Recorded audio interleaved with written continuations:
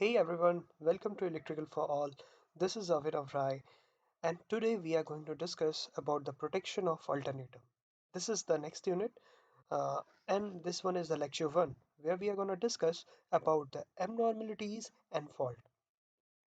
तो ये जो लेक्चर है ये आपका अगला लेक्चर है और इसमें हम लोग एबनॉर्मलिटीज एंड फॉल्ट का डिस्कशन करेंगे जो कि स्पेशली अल्टरनेटिव्स में होते हैं क्योंकि अगर हमको फॉल्ट और एबनॉर्मलिटीज के बारे में नहीं पता होगा तो हम लोग ये नहीं जान पाएंगे कि उसमें क्या प्रोटेक्शन दिया जाए कि उससे हम बच पाएं, है ना।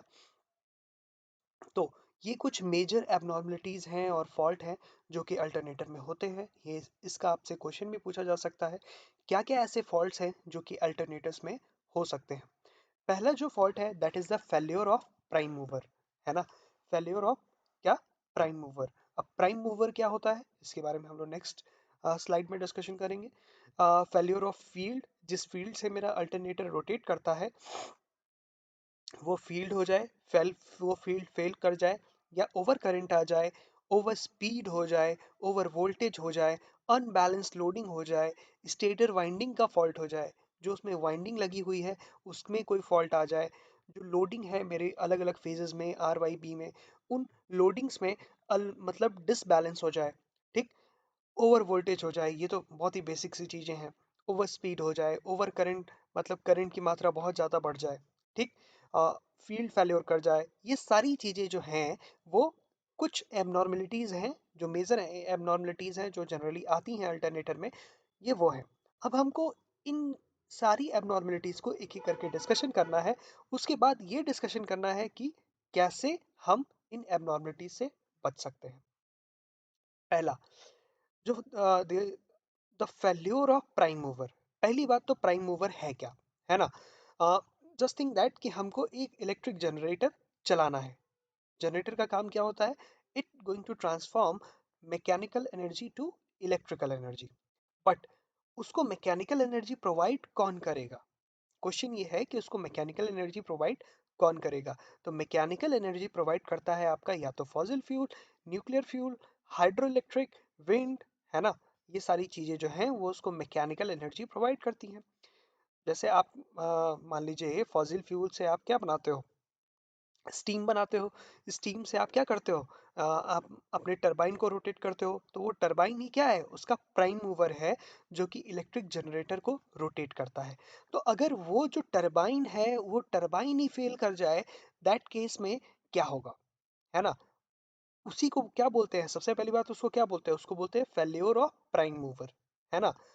जिससे मेरा जनरेटर रोटेट हो रहा था वही मेरा क्या हो गया, फेल कर गया। तो ऐसे केस में सबसे पहली बात, तो अगर अगर ऐसा केस हो रहा है तो उससे क्या इफेक्ट पड़ सकता है ना। तो अगर ऐसा कोई केस हुआ जैसे प्राइम मूवर फेल कर गया, तो उस केस में क्या होगा, the alternator runs as a synchronous motor. देखिए यहाँ पे लिखा हुआ है the alternator runs as a synchronous motor. मतलब अभी तक तो वो क्या कर रहा था, मैकेनिकल एनर्जी को इलेक्ट्रिकल एनर्जी में कन्वर्ट कर रहा था। अब क्या करेगा कि वो सर्विस से या जो मेन जहां से हम लोग सप्लाई दे रहे हैं वहां से पावर उल्टा लेने लगेगा और वो मोटर की तरह रन करना स्टार्ट कर जाएगा, क्योंकि उसको अपनी स्पीड को क्या करना है, मेंटेन करना है ना। तो अपनी स्पीड को मेंटेन करने के लिए वो एज अ मोटर रन करने लगेगा। और क्योंकि ऑब्वियस सी बात है, अगर आप मोटर चलाते हो तो आपको क्या लगती है, इलेक्ट्रिकल एनर्जी लगती है। अब क्या होगा, जो इलेक्ट्रिकल एनर्जी आपके सिस्टम में है पहले से, क्योंकि मेरा सारा जनरेटर एक साथ कनेक्टेड है चाहे कहीं भी है जनरेटर, तो वो क्या कर रहा है, जो इलेक्ट्रिकल एनर्जी आपके सिस्टम में पहले से मौजूद है वहां से वो इलेक्ट्रिकल एनर्जी लेकर के अल्टरनेटर को अब मोटर की तरह रोटेट करना स्टार्ट कर दिया, ठीक। तो इस केस में क्या होता है, बहुत ज्यादा करंट जो होती है वो आपका सप्लाई से ड्रॉ होना स्टार्ट हो जाती है ना। और इसी कंडीशन को हम बोलते हैं मोटरिंग कंडीशन, है ना, जिसको इन्वर्टेड रनिंग के नाम से भी जाना जाता है। मतलब अब वो उल्टा रोटेट करने लगा, मतलब मोटर की तरह रोटेट करने लगा, तो इसको हम इन्वर्टेड रनिंग के नाम से भी जानेंगे, ठीक है। नेक्स्ट जो है, in case of turbo alternator set failure of, अब देखिए अलग अलग चीज के बारे में दिखाया गया है यहाँ पे कि अगर आपका स्टीम वाला जनरेटर है, अगर आपका हाइड्रो जनरेटर है, उस केस में कैसे बचा जा सकता है, डीजल इंजन जनरेटर है तो उस केस में कैसे बचा जा सकता है, तो आप यहाँ से पढ़ सकते हैं, जान सकते हैं कि कैसे टर्बो अल्टरनेटर और स्टीम जनरेटर में हम फेल्योर ऑफ प्राइम मूवर और इन्वर्टेड रनिंग से बच सकते हैं, है ना। तो यहाँ पे देखिए एकदम सिंपल लैंग्वेज में लिखा हुआ है, in case of turbo alternator set failure of steam supply, अगर स्टीम की सप्लाई बंद हो जाए, है ना, स्टीम सप्लाई बंद हो जाए तो उसके कारण क्या हो सकता है, इन्वर्टेड रनिंग हो सकता है। इन्वर्टेड रनिंग बोलिए चाहे फेल्योर ऑफ प्राइम मूवर बोलिए, ठीक। In if the steam supply is gradually restored, अगर हम चाहें और स्टीम सप्लाई को धीरे धीरे रीस्टोर कर लें तो अल्टरनेटर बिना लोड को डिस्टर्ब किए फिर से पिकअप हो सकता है, अगर हम ग्रेजुअली क्या करें, धीरे धीरे स्टीम सप्लाई को रीस्टोर कर लें तो, है ना। अगर स्टीम सप्लाई रीस्टोर नहीं हो पाई तो सिस्टम में ऐसा प्रोटेक्शन लगा होता है कि वो क्या करता है, मशीन को धीरे धीरे आइसोलेट कर लेता है, कहाँ से, सिस्टम से। तो इसके लिए एक स्पेशल आपको कंट्रोल रूम में, जहाँ से हम सारी चीज़ें कंट्रोल करते हैं, वहाँ पे एक अटेंडेंट बैठा के रखना पड़ता है जो देखता है कि स्टीम की सप्लाई मेंटेन है कि नहीं। अगर मेंटेन नहीं है तो वो क्या करता है, धीरे धीरे मतलब मेरी मशीन को अलग कर देता है और आइसोलेट कर देता है कि मेरा अल्टरनेटर स्टॉप हो जाए, ठीक। नेक्स्ट, अगर हाइड्रो जनरेटर, है ना, अगर हाइड्रो जनरेटर में ऐसा हुआ, हाइड्रो जनरेटर में कब होगा, in case of hydro generator set protection against inverted running is achieved by mechanical device, एक मैकेनिकल डिवाइस के थ्रू क्या किया जाता है, इससे बचा जाता है। ऑन द वाटर व्हील, जो वाटर व्हील है जिससे मेरा हाइड्रो जनरेटर रोटेट कर रहा है, वहां पे when the water flow drop to an insufficient rate, अगर वाटर फ्लो का जो ड्रॉप है वो एक इनसफिशिएंट रेट तक पहुंच चुका है to maintain the electrical output, the alternator is disconnected from the system, alternator automatically disconnect हो जाता है।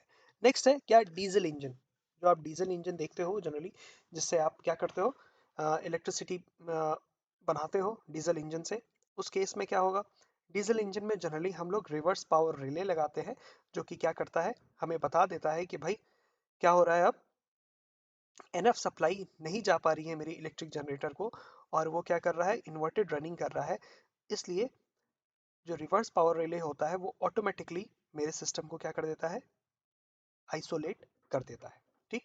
ये तो बात हो गई प्राइम मूवर की। नेक्स्ट है बात फेल्योर ऑफ फील्ड। अब अगर फील्ड जो है मेरे अल्टरनेटर की, जो मैग्नेटिक फील्ड है वो क्या हो जाए, डिसबैलेंस हो जाए, उसका फेल हो जाए, तो क्या होगा, the chance of field failure of alternator are undoubtedly very rare, बहुत ही रेयर केस होता है कि ऐसा हो, लेकिन अगर होता है, if it does occur, okay, no immediate damage will be caused by permitting the alternator to run without a field for a short period, अगर आप शॉर्ट पीरियड के लिए भी अल्टरनेटर को बिना फील्ड के चलाते हो तो कोई भी प्रॉब्लम नहीं आएगी, है ना। लेकिन it is sufficiently to rely on control room attendant, जो कंट्रोल रूम अटेंडेंट होता है वो क्या करता है, धीरे धीरे अल्टरनेटर को डिसकनेक्ट कर देता है बस बार से, जिस बस बार से मेरा अल्टरनेटर लगा हुआ है, जिस बस बार को मेरा अल्टरनेटर पावर सप्लाई कर रहा है, उसको वो धीरे धीरे क्या करता है, वहां से डिसकनेक्ट कर देता है। लेकिन इसके लिए आपको एक अटेंडेंट बैठा के रखना पड़ता है कंट्रोल रूम में, जो कि ये कंटिन्यूअसली मॉनिटर करे कि फील्ड की कंडीशन क्या है, या आपका जो अभी हम लोगों ने यहाँ पे डिस्कशन किया प्राइम मूवर का, है ना, तो मतलब स्टीम की सप्लाई कितनी हो रही है, वाटर की सप्लाई कितनी हो रही है। खैर हाइड्रो इलेक्ट्रिक में तो ऑटोमेटिकली डिस्कनेक्ट हो जाता है, लेकिन in case of steam supply ये ऑटोमेटिकली डिस्कनेक्ट नहीं होता, वहां पे एक अटेंडेंट बैठा होता है जो कि क्या करता है, टाइम टू टाइम चीजों को क्या करता है, मॉनिटर करता है। Next, over current, over current के बारे में हम लोगों ने ऑलरेडी डिस्कशन किया है, ओवर करंट क्या है, it occurs mainly due to the partial breakdown of winding insulation, है ना, सबके बारे में लिखा हुआ है किस कारण से ये फॉल्ट आ रहा है। तो मेजर कारण क्या है कि अगर वाइंडिंग का जो इंसुलेशन है वो पार्शियली क्या कर जाए, ब्रेक डाउन हो जाए, है ना, पार्शियली अगर ब्रेक डाउन हो गया वाइंडिंग का इंसुलेशन तो मेरा ओवर करंट हो सकता है, जो वाइंडिंग में इंसुलेशन लगा हुआ है वो क्या हो गया, फेल हो गया, फेल होने के कारण क्या होगा, शॉर्ट सर्किट होगा, शॉर्ट सर्किट से करंट मेरी बढ़ जाएगी, और due to overload on the supply system, अब बहुत ज्यादा ओवरलोड हो गया, ओवरलोड होगा तो क्या होगा, हीट हीट ज़्यादा पैदा होगी, हीट ज़्यादा पैदा होगी तो मेरा ऑटोमेटिकली इंसुलेशन फेल्योर हो जाएगा, है ना। तो ये अलग अलग चीज़ें हैं, अलग अलग रीजंस हैं। Next thing, the modern tendency is to design the alternators with very high values of internal impedance, है ना। हम ऐसा जनरेटर ही डिजाइन करते हैं जिसमें इम्पिडेंस की वैल्यू क्या हो, बहुत ही ज्यादा मात्रा में हो, है ना। अगर इम्पिडेंस ज्यादा होगा, कॉमन सी बात है, अगर इम्पिडेंस ज्यादा होगा तो आप करंट दोगे, उतनी करंट वहां पे पहुंच नहीं पाएगी, वो इम्पिडेंस वहां पे क्या कर लेगा, उस करंट को रोक लेगा, है ना। ऑब्वियसली इम्पिडेंस मतलब क्या, रेजिस्टेंस। रेजिस्टेंस क्या करता है, करंट को लिमिट करता है। तो यहाँ पे भी इम्पिडेंस क्या करेगा, करंट को लिमिट कर देगा, है ना। अब करंट उतनी मात्रा में अगर नहीं पहुंच पाई तो वहां पे क्या होगा, ओवरहीटिंग से बचेंगे हम लोग, है ना। देखो यहाँ पे लिखा हुआ है, so that they will stand a complete short circuit at their terminal for sufficient time without serious overheating. On the occurrence of an overload, the alternator can be disconnected manually. अगर ओवरलोड हो गया, obviously वहां पे attendant बैठा हुआ है, वो उसको मैनुअली डिस्कनेक्ट कर देगा। लेकिन वो ओवरलोड आपके सिस्टम में ना पहुंचे, उसके लिए हमने क्या किया, हाई इम्पिडेंस में वहां पे उसको डिजाइन किया है, ठीक। The disadvantage using overload protection for alternator is such that a protection might disconnect the alternator from the power plant bus or an account of some momentary troubles outside the plant and therefore interface with the continuity of electric service, है ना। तो obviously बात है, देखिए जो electrical engineers हैं या जो भी हैं वहां पे प्रेजेंट, उनका यही काम होता है कि वो 24/7 इलेक्ट्रिसिटी को मेंटेन रखे। अगर वो मेंटेन नहीं रख पाते तो क्या होगा, मेरी सर्विस से कंटिन्यूटी क्या हो जाएगी, डिसबैलेंस हो जाएगी, कॉमन सी बात है। नेक्स्ट देखते हैं। नेक्स्ट है over speed over voltage. Over speed कब होगा, आप खुद सोचें, ओवर स्पीड कब हो सकता है। The cause of over speed is sudden loss of all the major part of load on the alternator. अब मान लीजिए मैं एक अल्टरनेटर लगाया हूँ, उसके साथ मैंने एक फैक्ट्री को कनेक्ट किया है ना, जो कि क्या कर रहा है, वहां से इलेक्ट्रिक सप्लाई ले रहा है। अब अचानक से वो फैक्ट्री क्या हो गई, बंद हो गई। अचानक से वहां पे प्रोडक्शन बंद हो गया। कॉमन सी बात है, आप एक जनरेटर लगाओ, जनरेटर के साथ एक बल्ब लगाओ, अब आप बल्ब को बंद कर दोगे तो क्या होगा, वो और ज्यादा स्पीड से घूमने लगेगा कि नहीं घूमने लगेगा, क्योंकि वो उसको बैलेंस कर रहा था। जो फैक्ट्री थी उस अल्टरनेटर को क्या कर रही थी, बैलेंस कर रही थी। अब अचानक से सडन लॉस, देखिए यहाँ पे साफ साफ लिखा हुआ है, the cause of over speed is the sudden loss. अगर अचानक से कोई मेरा लोड लॉस हो जाए, लोड का मतलब क्या, जो कि आपकी इलेक्ट्रिसिटी को ले रहा है, अब वो लोड ही लॉस हो गया, तो उस केस में क्या होगा, ओवर स्पीड होगा। मॉडर्न अल्टरनेटर, अब इससे बचते कैसे हैं, modern alternator are usually provided with mechanical centrifugal device mounted on their driving shaft. जहां से वो ड्राइव हो रहा है उसके ऊपर एक मैकेनिकल सेंट्रीफ्यूगल डिवाइस लगी होती है, जो क्या करती है, देखिए, mounted on their driving shaft to trip the main valve of prime mover. जहां से स्टीम आ रही है, जहां से आपका वाटर आ रहा है, जहां से आपका डीजल इंजन आ रहा है, डीजल आ रहा है, उसको वो स्टॉप कर देता है ना। तो स्टॉप करने से क्या होता है, भाई प्राइम मूवर से अगर आप सप्लाई नहीं दोगे तो वो रोटेट करेगा, कॉमन सी बात है, रोटेट नहीं करेगा, है ना। तो प्राइम मूवर को धीरे धीरे वो क्या कर देता है, डिस्कनेक्ट कर देता है, एक मैकेनिकल डिवाइस। नेक्स्ट है ओवर वोल्टेज। तो ओवर वोल्टेज का मतलब क्या, वोल्टेज की मात्रा एक लिमिट से क्या हो गई, बहुत ज्यादा बढ़ गई। तो दैट केस में क्या होगा, the field excitation system of modern alternator are so designed that over voltage condition at normal running speed can not occur. Normal running speed में भी तो कभी ओवर वोल्टेज नहीं हो सकता। लेकिन however voltage in an alternator occurs when the speed of prime mover increases due to sudden loss of alternator load। तो ये सारी चीजें हैं जो कि हमको अलग अलग डिस्कशन करनी है, like failure of prime mover से लेकर के आपका ओवर करंट तक। नेक्स्ट है क्या, unbalance loading. R Y B phase है मेरे पास, और तीनों में क्या हो गया, मेरा लोडिंग अलग अलग हो गई, मतलब करंट अलग अलग जा रही है। तो उसके इसको क्या बोलेंगे हम लोग, अनबैलेंस्ड लोडिंग। देखिए यहाँ पे लिखा हुआ है, 6 नंबर जो पार्ट है आपका अनबैलेंस लोडिंग का, वहां पे लिखा हुआ unbalance loading means that there are different phase current in the alternator. R Y B में आपका अलग अलग करंट जा रहा है। तो हमने क्या किया कि हर फेज में एक एक सीटी लगा दिया। अब सीटी का सप्लाई आपने कहाँ पे दे दिया, रिले में दे दिया। जैसे ही करंट वहां पे डिफरेंट होगा, जब तक करंट सेम है तब तक कोई करंट फ्लो नहीं करने वाली। जैसे ही करंट वहां पे डिफर किया, तुरंत मेरा रिले क्या हो जाएगा, एक्टिवेट हो जाएगा।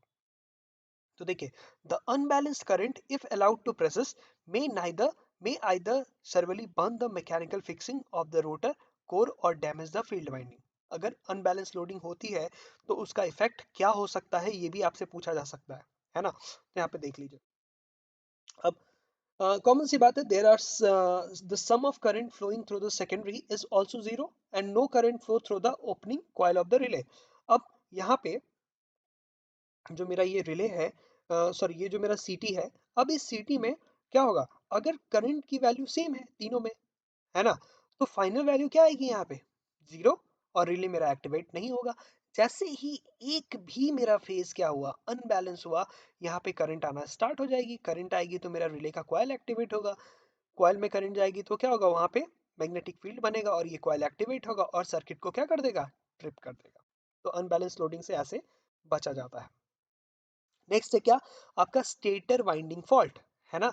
स्टेटर वाइंडिंग फॉल्ट क्या होता है ना। तो ऑब्वियस सी बात है, स्टेटर के वाइंडिंग में फॉल्ट आ जाना। स्टेटर और रोटर यही दो चीजें होती है ना, किसी भी अल्टरनेटर में स्टेटर होता है जिसमें स्टेटर की वाइंडिंग होती है और रोटर होता है जिसमें रोटर की वाइंडिंग होती है ना। These fault occur mainly due to insulation failure. Common सी बात है, इंसुलेशन का फेल्योर हो जाना ही क्या है, मेरा स्टेटर वाइंडिंग फॉल्ट है। The main type of stator winding fault in order to importance are fault between phase and ground, जो कि हम लोग LG fault पढ़ते थे पहले। fault between phases, दो अलग अलग phases में fault हो जाए, जो कि हम लोग डबल एल fault पढ़े हैं, है ना। Interturn fault involving turns of the same phase winding, है ना। एक ही phase की winding में क्या हो जाए, मान लें हमने गोल एक winding किया और दोनों क्या गया, चपक गया, तो उसको क्या बोलेंगे, इंटरटर्न फॉल्ट। एक ही टर्न में क्या हो गया, सब एक साथ शॉर्ट हो गए, है ना। Next, the stator winding fault are most dangerous. जो सबसे डेंजरस फॉल्ट है अगर अल्टरनेटर का, तो वो क्या है, the stator winding fault, and are likely to cause considerable damage to the expensive machinery. और बहुत ही ज्यादा डैमेज कर सकते हैं आपके एक्सपेंसिव मशीनरी को। ठीक है, तो इसके लिए हमको एक ऑटोमेटिक प्रोटेक्शन देना पड़ता है ना। और ये ऑटोमेटिक प्रोटेक्शन जो है, ये सबसे मोस्ट इंपॉर्टेंट है इस चैप्टर का। ठीक है, जो कि हम लोग नेक्स्ट लेक्चर में पढ़ेंगे, जिसको बोलते हैं मर्ज प्राइस प्रोटेक्शन सिस्टम और डिफरेंशियल मेथड ऑफ प्रोटेक्शन, है ना। तो मर्ज प्राइस प्रोटेक्शन सिस्टम जो है वो आपसे बार बार एग्जाम में पूछा जाता है और ये बहुत जरूरी है पढ़ना, जो कि नेक्स्ट लेक्चर में आपको पढ़ाया जाएगा। ठीक है, तो ये कुछ कॉमन फॉल्ट्स हैं और इन कॉमन फॉल्ट से कैसे बचा जाता है, ये उनकी ब्रीफिंग है यहाँ पे, जो कि हम लोग देखेंगे आगे चल के। Wait a second, I will discuss some more things. हाँ, नेक्स्ट जो है आपका, वो आपसे पूछा गया है कि यहाँ पे कुछ एबनॉर्मल कंडीशंस हैं, उस एबनॉर्मल कंडीशन के कारण क्या इफेक्ट आते हैं, उसमें हमको क्या प्रोटेक्शन देना पड़ता है। जैसे ये स्टेटर फॉल्ट है जो अभी हम लोगों ने लास्ट में डिस्कशन किया, उसके लिए बायस डिफरेंशियल प्रोटेक्शन है, सेंसिटिव अर्थ फॉल्ट प्रोटेक्शन है, इंटरटर्न फॉल्ट प्रोटेक्शन है, ये सारी चीज़ें देनी पड़ती हैं। फ्रीक्वेंसी अगर डिसबैलेंस हो जाए तो उस केस में क्या यूज़ करना पड़ता है, रोटर अर्थ फॉल्ट हो जाए तो क्या यूज़ करना पड़ता है, ओवर वोल्टेज हो जाए तो हम लोग क्या यूज़ करते हैं, है ना। तो कौन से ऐसे फॉल्ट हैं और उन फॉल्ट से कैसे बचा जा सकता है, ये सारी चीजें यहाँ पे बताई गई हैं, जिसको आप अच्छे से नोट डाउन कर लें। ये एक तरह की इस चैप्टर की ब्रीफिंग है और इस टॉपिक की ब्रीफिंग है जो हम लोगों ने अभी डिस्कशन किया। ओके, तो आज के लेक्चर में हम लोग आज इतना ही डिस्कशन करेंगे, और जो नेक्स्ट अब हम लोग डिस्कशन करने जा रहे हैं नेक्स्ट लेक्चर में, that is the differential protection, है ना। वो क्या है आपका, differential protection. So thanks for watching. If you have not subscribed our channel Electrical for All, please subscribe, that you can get latest videos on electrical engineering.